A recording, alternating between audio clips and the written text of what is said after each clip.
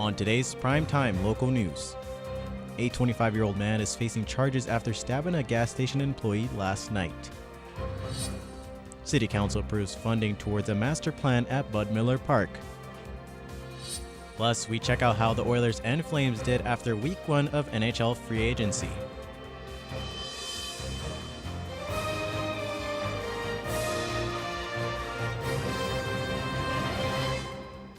Prime Time local news, serving the Lakeland and Midwest regions. Good evening and thanks for joining us. Local RCMP have arrested a man after a stabbing at a convenience store this morning. At approximately 2:50 a.m., police were dispatched to a call at the 7-Eleven on the corner of 75th and 34th Street. It was determined that the suspect, a 25-year-old male, had stabbed an employee in the business. Local RCMP were able to enter and communicate with the suspect, who was then taken into custody. The stabbing victim was taken to an Edmonton hospital via Stars Air ambulance. Charges are pending against the suspect.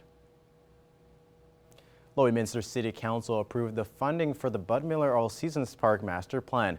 $150,000 will be going towards the park, with $50,000 coming from a grant awarded to the city. During the meeting, some of the councillors questioned the portion of the funding coming from reserves. My question today was revolving around, whether or not pulling out of reserves is appropriate. Reserves are for emergency funds, and if this is something that could be allocated appropriately in a budget and a planned use of taxpayer funds. What I heard was that it was it was an opportunity to take advantage of the grant funding that we did get given to us for this project, and timing is appropriate to use it now and fulfill the other needed portion of the funding with out of reserves. For council, the funding of the park was important since the park means so much to the community. Bud Miller All Seasons Park is a real gem in our city. It receives daily activity year-round, all seasons. And we want to ensure the longevity of the park. We want to ensure that we can maintain the park to the satisfaction of residents without putting too much pressure on that park. So that's why the master plan is critical and key to ensuring that we can ensure that the long-term longevity of that park will be there for generations to come.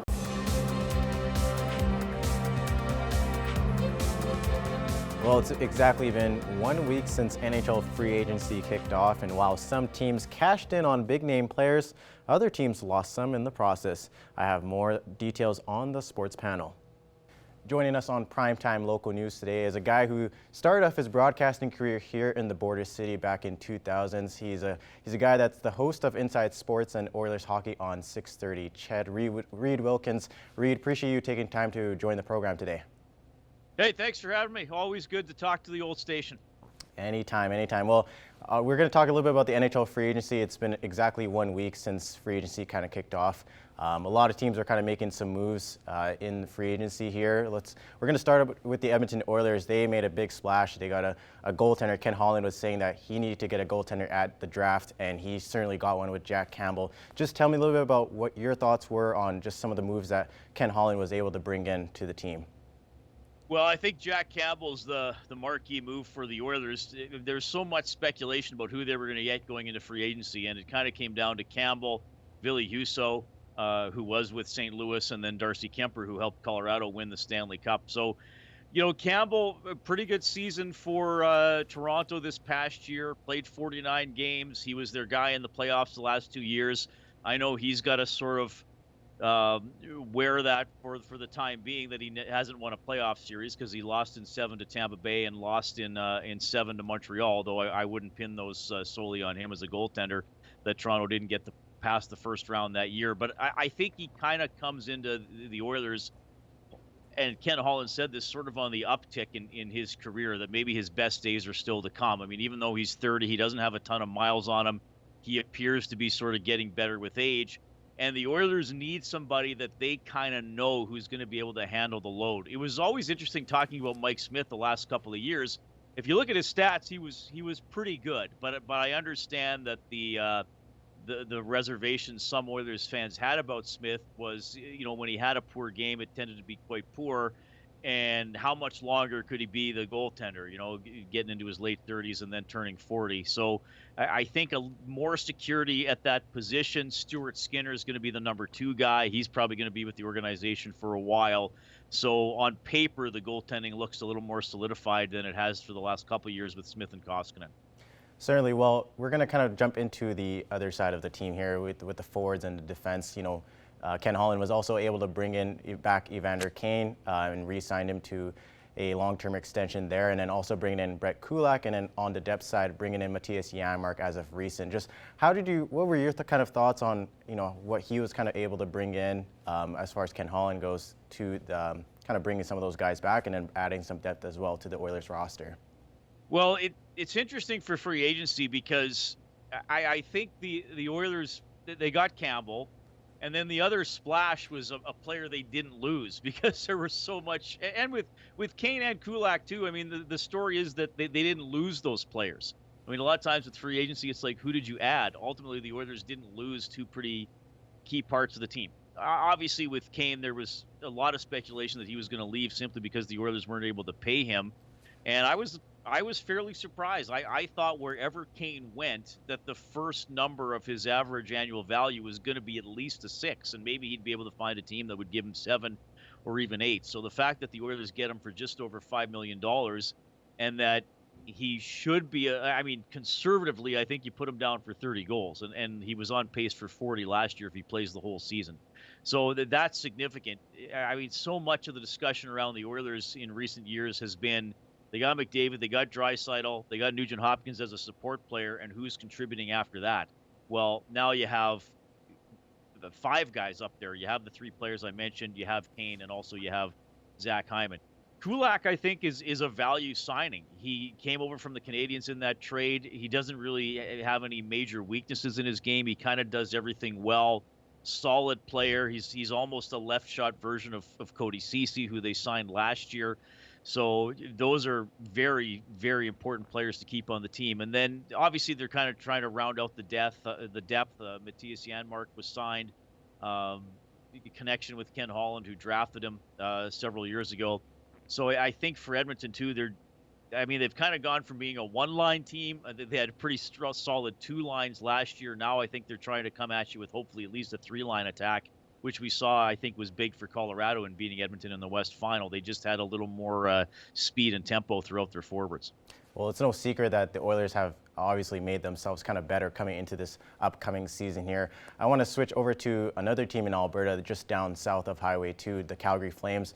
They still have a bunch of moves to kind of get going here. Obviously, the biggest recent news with the Flames there is Johnny Gaudreau sending kind of shockwaves to a lot of hockey fans that he signed with the Columbus Blue Jackets, and then also Matthew Tkachuk filing for arbitration with the team. Just where do you think the Flames kind of go from here on out, and what they can do kind of going into next season here? Well, I think this, and especially if Tkachuk also winds up leaving, this is a big blow for the Battle of Alberta. We finally got a playoff series, which I'm assuming people of your generation had never seen one before, a Battle of Alberta in the postseason. You probably got sick about hearing about 1991 and 1986 and 1988 and all those other series that happened. So everybody got to see one. Edmonton took it in 5. So I think there was a little bit of hope here that, with the Oilers having their marquee players, and the Flames apparently looking pretty solid as well, that maybe we're going to go through an era where we could see, 3 BOAs in the span of 5 years, or 4 and 6 or something like that. And I think this kind of puts a bit of a blow on that, because if the Flames don't have Gaudreau and Tkachuk, then you wonder, are they good enough to make the postseason, depending on how they're replaced. And they still have Markstrom and some other good players, but those would be a pretty couple. Those would be some marquee guys to lose. So I think it just kind of puts the future of the Battle of Alberta in question in terms of at least having playoff BOAs. Yeah, no question. It does put a huge blow to the Flames fans, obviously, possibly losing 2 superstar players on their roster. I got about 30 seconds left here, Reed. Just give me a grade of what you think Edmonton did in free agency, and Calgary as well. Well, I mean, I'd give the Oilers an A, just again because they didn't lose a couple of key players, and and they added a goaltender. So I think a pretty good summer for Ken Holland. And then, yeah, I mean, I guess you'd give Calgary a D, and because of who they lost, and that's kind of an irreplaceable player. Yeah, no question. It is obviously a big loss for the Flames. They're kind of losing the most coveted free agent of this season, Johnny Gaudreau. But again, Reed, that's all the time that we do have for this interview. I appreciate you kind of taking time out of your day to talk with me about some NHL free agency and the Oilers. Again, thanks so much for your time, Reed. Hey, thanks for having me. And now I'll once again throw it over to Shelby Clark, who will give us an extended look at our weather forecast.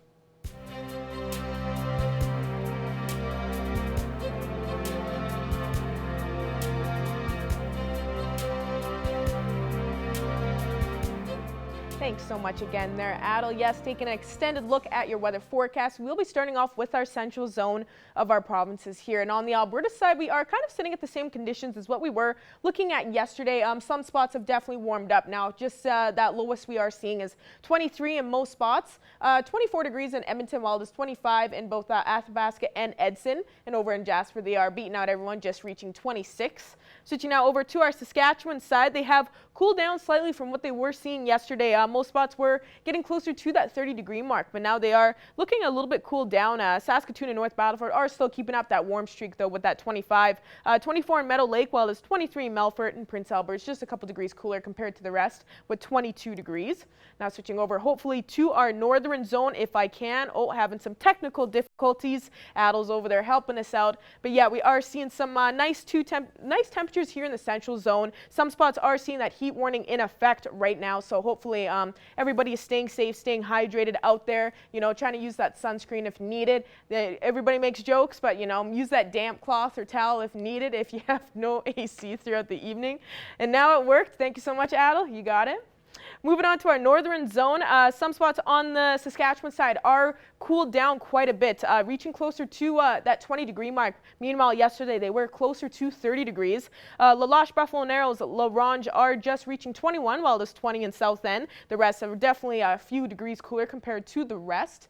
Switching now over to our Alberta side here, they are seeing some warmer conditions, especially compared to yesterday and compared to the Saskatchewan side. Meanwhile, most spots are just seeing 24 degrees over on this end. Slave Lake was at 23, while Peace River is the warmest at 25, and Fort Chipewyan is slightly cooler, just reaching 16.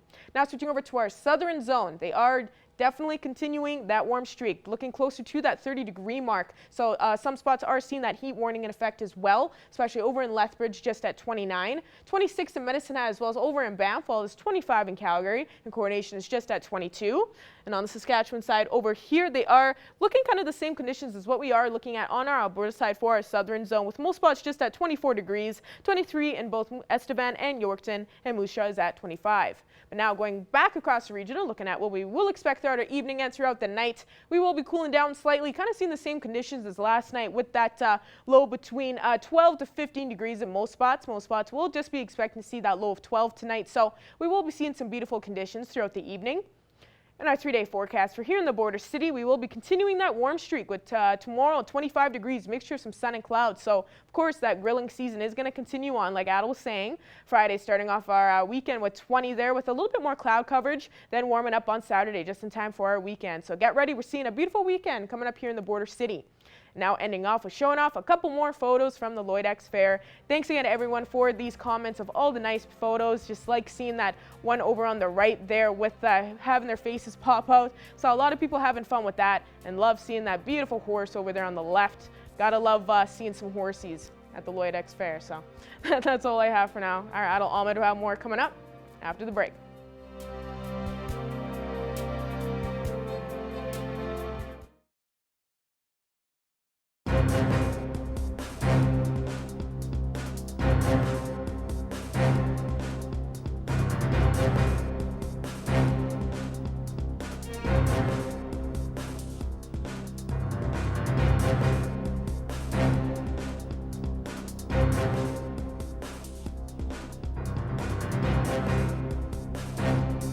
Joining us today for Primetime Local News is Steve Shaheen with the Ministry of Highways. Thank you so much for taking the time to speak with us today, Steve.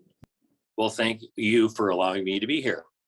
Of course, glad to be able to have you on here because we wanted to speak today. Of course, we need this reminder, and we usually have this annually with the Drive Slow campaign that first responders here usually have every year. So it's kind of wild that we do have to have this reminder right now. But online, many residents are speaking about some of the construction zones off Highway 16. Now, can we just kind of start off with you explaining which zones are in progress right now for people that might not be aware? Yeah, well, I guess there's a number of work zones around the city of Lloydminster, including some maintenance work that's taking place. That would be like potholes being filled, crack sealing, and so on. There's also some more substantial work that's going on, and that would be like paving programs as well as seal coating. So there's a lot of different type of work going on in and around not only the city of Lloydminster, but across the province of Saskatchewan. And with those projects right now and seeing these posts online, many drivers have been seeing not going the speed limit or even abiding by the zone rules. So let's kind of expand on what drivers should definitely be doing when passing through these construction zones. Yeah, no, certainly importance for everyone, not only for the people that are trying to fix up the roads to make, to allow for a smoother surface and a better drive, but for the people that are also traveling. We want them to get home safe as well. So we really want travelers as well as the contract construction workers to get home safe each and every night. This can be done simply by avoiding, by slowing down, I should say, driving with extreme caution and obeying all the signage that's out there. And with these projects happening right now, have you been seeing quite a few incidents that have been happening so far with people not going by the rules when going through these? Yeah, every year we get reports, particularly with people traveling at a high rate of speed through work zones. And we would, again, caution them to slow down because, this is essentially like people's offices sitting on the center of a highway. So we want drivers to obey all signage, and that often means slowing down to 60, all signs and flag people, because of course people, some work zones require people to be out there in front of traffic. So even if workers aren't present, sometimes drivers need to know that they need to obey the sign, stay alert, and slow to that recommended speed limit. And work zones can contain hazards that may not be easily seen.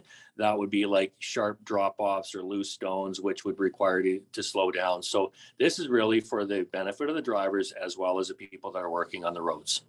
Well, even having that slow down campaign every year, it's pretty crazy that we do have to have this reminder right now, especially from seeing everybody complaining about this online and seeing all these different posts with people not following these rules. So let's kind of expand on that as well of what consequences can happen when you don't want to follow these construction zone rules. Yeah, we don't like to use a heavy-handed approach, but sometimes, people don't necessarily learn their lesson. So speed fines are tripled in Saskatchewan. Workers are present. Fines start at $210 and increase by $3 for every kilometer over that speed limit, up to a speed of 90 kilometers an hour. And after that, it's $6 for every kilometer over 90. So for example, a driver that's speeding through a work zone at 100 kilometers per hour will be issued a fine of $450 plus a victim surcharge of $80 for a total of $530. So, that money could be put into a lot of better things right now than having to pay a fine. I'm really glad we're able to get that reminder once again out there for all the drivers. And is there anything more you want to add on for this reminder for people to drive slow and for people to get home safe? Yeah, I think there are several tools that the ministry has available for travelers where there might be active work zones in place. So there is the weekly highway construction update that's published on the ministry or the government of Saskatchewan's website. The highway hotline, which can be reached at saskatchewan.ca/highway hotline, provides up-to-date information for all sorts of construction work, including emergency road closures. And you can also call the highway hotline for more information by just simply dialing 511.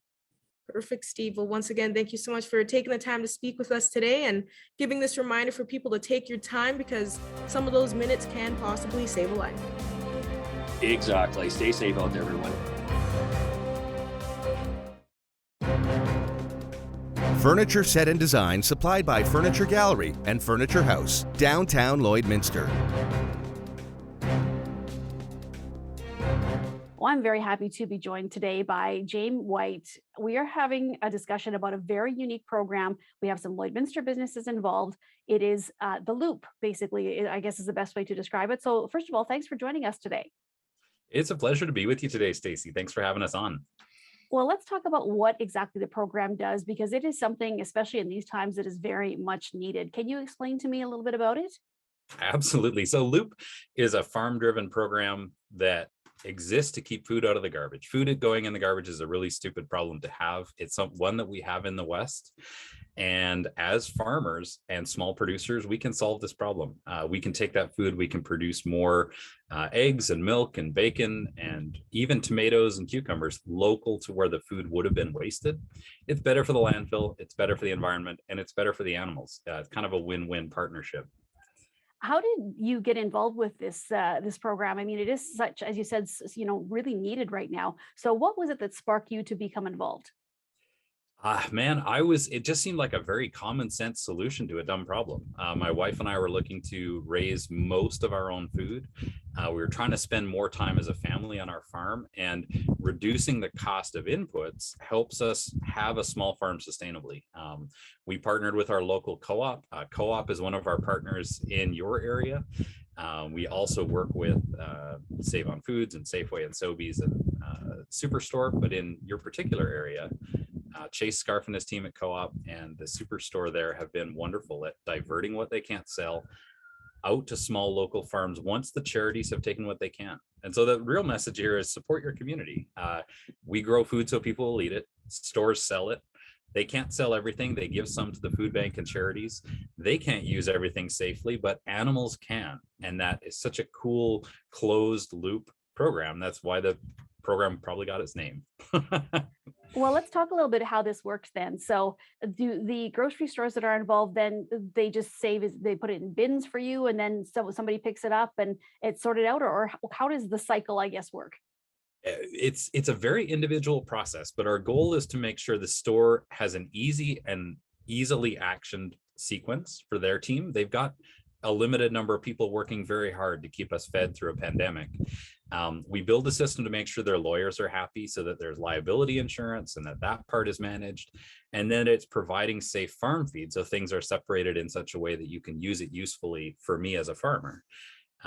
So every program is customized, but it really comes down to this idea that all of us working together can do it. If you have a store and are interested, we can probably build a system around you. If you have a farm and are interested, we'd be happy to put you on the list to join the program as spots become available. Hotly contested in some areas. There sometimes is a bit of a wait list, but we'll work on getting you in.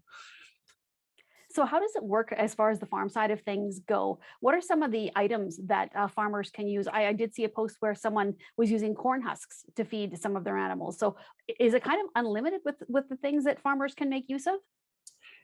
Unlimited within some safe boundaries. So the government, the Canadian Food Inspection Agency, has a great set of feed guides that help keep agriculture safe. And so our first goal is that we want safe feed. Secondarily, we want beneficial feed for animals, something that's actually good for them. We haven't found anything the stores sell to be unusable. Everything has a home on a farm. It's a matter of finding the right species that eats those things. And as a loop farm, you end up doing really weird stuff. Like you end up dumping a pallet of watermelons out for your sheep. And the first time you see their fronts all covered in strawberry juice or watermelon juice, it looks like a massacre, but it's them being very excited about dinner today. You end up finding unique uses for different items that you really never imagined feeding your animals, like the corn husks that you mentioned. Cows love corn husks. It's a great thing that most of us would throw away or throw in the compost without even thinking about it, but there's good nutrition there. And in this time, I think we all understand we need to work together to do the best we can with the nutrition in our community to keep our communities healthy and food secure long term.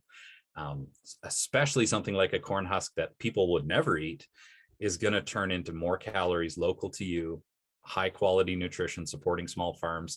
That's a great story from pretty much every angle. So if people are wanting to get interested or are interested in to get involved, either from the store side or from the farmer side, where is the place that they go to get connected and start this process? If you jump over to loopresource.ca, LOOPRESOURCE.ca, there's a sign up form at the bottom of that page. If you're a farmer, tell us where you are, what you have for animals. We're going to look in our system for a match or put you on the appropriate wait list. You can put multiple communities if you live in between several communities, and we'll go to town. We'll try and find something for you as opportunities exist. If you have a store and you're interested in getting involved, reach out directly. Either call us or email us. On that website, there's both a phone number and an email address. We'll talk with your legal team and your food safety team. We will build a system that works for you. The program is always cheaper than garbage, even after we pay for the liability insurance that your lawyers require. And it's kind of a win-win. Cheaper than garbage, better for the environment, better for your community. And we can be pretty agile in starting these stores quickly. So on either front, reach out. We love to talk about food going good places. We love talking to small farms, and we love talking to food retailers. Well, this is just an amazing program. I'm so happy that it's going so well, and you're getting more people joining all the time. So thank you so much for speaking with us today. And we really hope that this just becomes a huge thing, and then we get as many people involved as possible. And we hope to live in a future where there's no food waste, where it's all going somewhere good, and we don't even have to talk about food and garbage. Thank you for having us on. It's been a real pleasure to chat this through.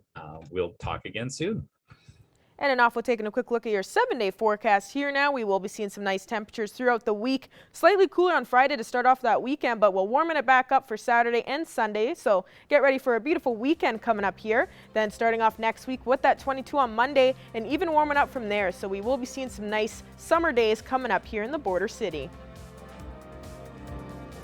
Thank you very much for that, Shelby, and thank you for tuning in. Stick around for Primetime Local News at 6 coming up next.